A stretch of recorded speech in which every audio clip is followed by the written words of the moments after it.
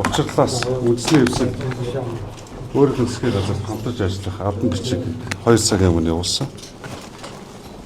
За сая уулзалт боллоо. Үндсэн 2 чиглэлээр хамтарч ажиллах үндэстэй танилцуулж байна. Нэгдүгээрт юу гэхээр олон улсад үүсэж байгаа нөхцөл байдал, шууд болон шууд ус байдлаар Монголын эдийн засагт нөлөөлж байгаа байдал дээр засгийн газар хамтарч ажиллах шаардлагатай байна. Ялангуяа үндэсний сөрөн төсвөрлөх чадамжийн хүрээнд шадар сайдын чигүүргээр ажиллах нь зүйтэй юм байна. За та ингээд хамтарч ажиллаач. За хоёрдугаар ерөнхий сайд учрал чөлөөлийг их уран дор 4 нийгмийн эдийн засгийн үндсэн чиглэл барьж байгаа юм байна. За мэдээж энэ татврын дарамтыг иргэд аж ахуй нэгжид учруулж байгааг засал сайжруулах. За аж ахуй нэгжүүд учирч байгаа төрийн дарамт гэх мэтлэн хүн суртал болж байгаа бүхий л асуудлуудыг чөлөөлөе. За өөрийнх нь ерөнхий сайд болоод хэлсэн улсын хурлын өндөрлөг тавьсан илтгэл байгаа гол асуудлуудад тэгээд товчхон. Тэгээ энэ албан бичгийг авснараа үндэсний зөвлөлийн их хурлын гишүүд болон үндэсний зөвлөлийн бүрэлдэхүүнд байгаа улс төрийн намуудын удирдлагыг суглаад урилгыг хүлээж авах зүйтэй гэж шийдвэрлсэн. Тэгээд үндэсний хэвсэл санал болгож байгаа ажил бол Монгол улсын шадар сайд бөгөөд үүний эрхлэх асуудлын хүрээнд бүсчилсэн нийгмийн эдийн засгийн хөгжлийн асуудал. За стандарт хэмжил зүй. За агаарыг хөрвүүлэх. За үндэсний төсвөрлөн сөрөн төсвөрлөх чадамжийн хүрээний хөтөлбөрийн хэрэгжилтэйг хангах. Шинэ хоршоо хөтөлбөргээд үндсэндээ 11 чиглэлийн хүрээнд ажиллах ийм эрх зүй зохицуулалттай ажил албанд санал болгож байна. За энэ нь юу гэхээр шадар сайдын хувьд эдийн засгийн хөгжлийн хамтайгаа нэгт холбоотой ажиллах шаардлагатай байна. Бүсүүдийн ажлын хамтайгаа нэгт холбоотой ажиллах, батлан хамгаалах болон бусад хууль хүчний байгууллагуудтай хамтран ажиллах. Энэ чиглэл за онцгой байдлын асуудлыг асууж байгаа.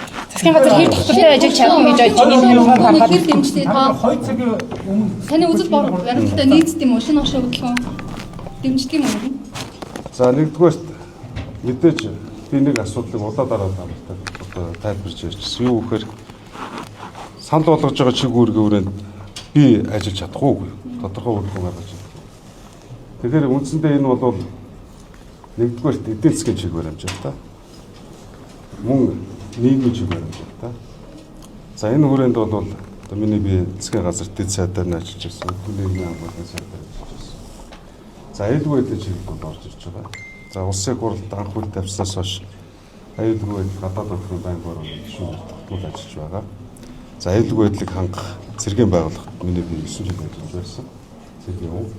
Гэх мэтлэн өмнө ажиллаж байсан чиглэл болон хоригдлуулсан туршлага энэ шадар сайдын хүрээнд эрх асуудалтай нэгт уялдаа холбоотой юм байна.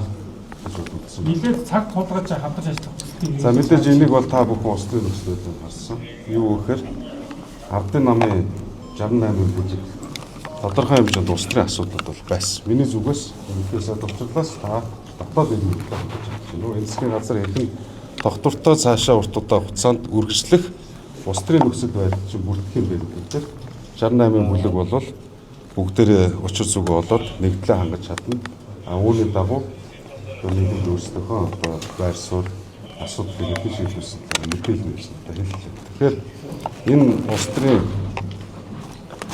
зөрчил үйл ойлголцол цэг тавьж ийн гэж ерөнхий сайдын үгнээс сонслоо. Ерөнхий сайдаас илүү Монгол Ардын намын даргын үгнээс сонсож байна.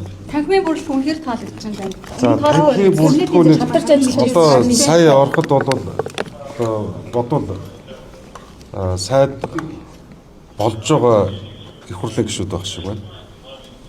Мөн энэ арын танхимд сайд болохооргүй их хурлын гишүүд байх шиг байна. Надад бол энэ чиглэлд ийм сайд нар байгаа гэж үлээсэн. Ямар тач миний мэдж байгаагаар ЖМХ гишүүн хууч ажилдаа үлдчихэж байгаа юм байна. Сая бас хамтарч ажиллах хүрээнд тав өгсөн. За өчөч юм байла. Гэхдээ та хэд харсан. Надаас нэг юм асуулаа. Дид цайлтыг үлдээх гэсэн асуудал дээр юу ярьсан бэ? Дид цайлтар дээр. За тэрийг бол ерөнхий сайд урьдчилан өөрөө тайлбарсан шүү дээ. Үндсэн чиглэл үүргийн 4 яамтайхан дэд сайд